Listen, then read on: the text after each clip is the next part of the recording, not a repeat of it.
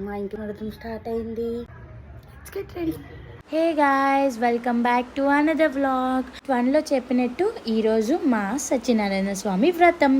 అయితే మార్నింగే లెగడం లేట్ అయిపోయిందని మమ్మీతో తెల్లారుజామునే 2 అక్షింతలు జల్లించుకున్నాను. అలా జల్లించుకుంటే కానీ మన రోజు స్టార్ట్ అవ్వదు. ఆఫ్ కోర్స్ అయిపోయిన తర్వాత ఫాస్ట్గా రెడీ అయిపోయాను. ఈలోగా మా అత్తయ్య వచ్చి నన్ను కొంచెం ఎంకరేజ్ చేస్తుంది, బాగా చేయి అనేసి.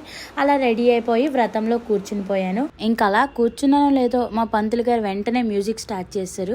ఇందుకే మా డెకరేషన్ ఎలాగుందో చూసి చెప్పేయండి. నచ్చితే లైక్ చేయండి, అలాగే కామెంట్ చేసేయండి. ఇంకా కూర్చోగానే పంతులు ఒక సీరియస్ లుక్ ఇచ్చి ఇంకా మొదలెడదామా అని అన్నారు. సరే అని చెప్పి ఇంకా పూజ మొదలెట్టాము. ఇంకా అలా పూజ అవుతుండగా పంతులు గారు ఎన్నో మంచి విషయాలు చెప్పారు. అసలు ఈ సత్యనారాయణ స్వామి వ్రతం ఎందుకు చేస్తారు మీకు తెలిస్తే కామెంట్ చేసేయండి. మా ఇంట్లో అయితే చాలా డేస్ నుంచి చేసుకుందామని ఫైనల్లీ ఇప్పటి కుదిరింది. ఇంకా వ్రతం అయితే చాలా బాగా జరిగిపోయింది. పంతులు గారు కథలు చెప్పారు, కథల్లో అర్థాలు చెప్పారు, వ్రతం చేసుకోవడం వల్ల పాజిటివ్ వైబ్స్ వస్తాయి అనేసి ఇంకా ఇలాంటివి చాలా విషయాలు చెప్పారు. వెనకాల బుడతలందరూ హడావిడి చేసేస్తున్నారు. నేను అంత సీరియస్గా పూజ చేయడం చూసి వాళ్ళు కూడా జీర్ణించుకోలేకపోతున్నారు.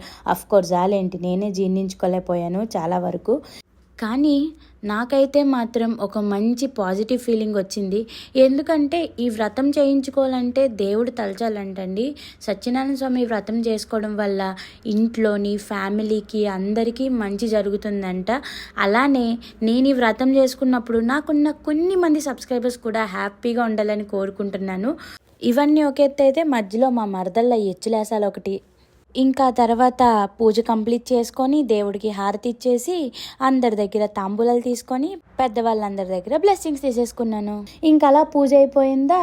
మార్నింగ్ నుంచి ఆకలితో ఉంచినందుకు విపరీతమైన ఆకలేసింది. ఇంకా ఆకలికి ఫుల్గా వండినవన్నీ దంచుకోవటము ఒక లెక్కలోని. చాలా వెరైటీస్ అయితే వండారు. అందులో ఏమేమి వండారో మీరు కూడా చూసేయండి. ఇంకా తర్వాత అన్నీ అయిపోయాక ఎవరి మట్టుకాలు రెస్ట్ తీసుకుందా అనే టైంకి మన ఊరికినే వండబుద్ధి అయ్యేది కదా. ఇంకా పడుకున్న వాళ్ళందరినీ లేపేసి సరదాగా మా అక్కను పాట పాడమన్నాను.